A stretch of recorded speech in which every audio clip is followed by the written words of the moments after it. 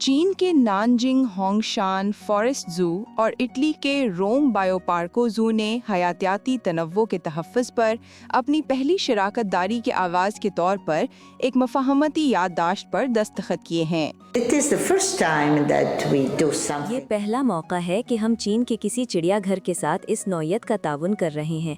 मकसद ये है कि ऐसी सरगर्मियों या तकरीबात का आगाज़ किया जाए जिनके ज़रिए हम अपनी अनवा, अपनी मुनफरिद माहौल और इन महफूज इलाकों के बारे में मौसर अंदाज में कुछ पेश कर सके जो मकामी अनवा के तहफ़्फ़ुज़ के हमारे सबसे अहम मंसूबे हैं।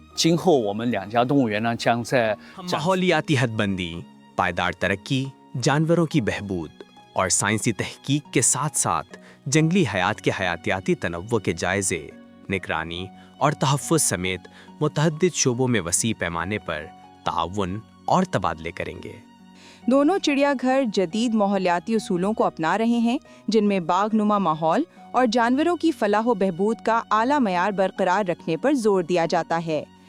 होंगशान ज़ू में हमारी कोशिश है कि जानवरों की रहायशगाहें ऐसी बनाई जाएं कि उन्हें कुदरती मस्कन जैसे माहौल का एहसास हो।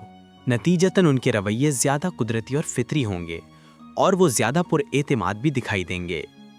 मैंने होंगशान ज़ू में बहुत दिलचस्प हिकमत अमली देखी क्योंकि उन्होंने जानवरों को कुदरती माहौल मुहैया करने की वाकई ज़बरदस्त कोशिश की है।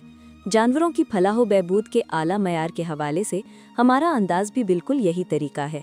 मंसूबे के तहत होंगशान ज़ू का मकसद बायोपार्कों के साथ जुड़वा चिड़ियाघर जैसा ताल्लुक कायम करना है ताकि खतरे से दो चार अनवा के तहफ़्फ़ुज़, जंगली हयात के बचाव की कार्रवाइयाँ, अफजाइश नस्ल के प्रोग्राम, रिहाइश गाहों की डिज़ाइन, बीमारियों की रोकथाम, जानवरों की फलाह व बहबूद के जायजे और तहफ़्फ़ुज़ाती तालीम में बाकायदा तबादलों का सिलसिला मुनज़्ज़म किया जा सके। हम बायोपार्कों के साथ तहफ़्फ़ुज़ाती तालीम और सकाफ़ती तरक्की के शोबों में भी वसी पैमाने पर तबादले करेंगे।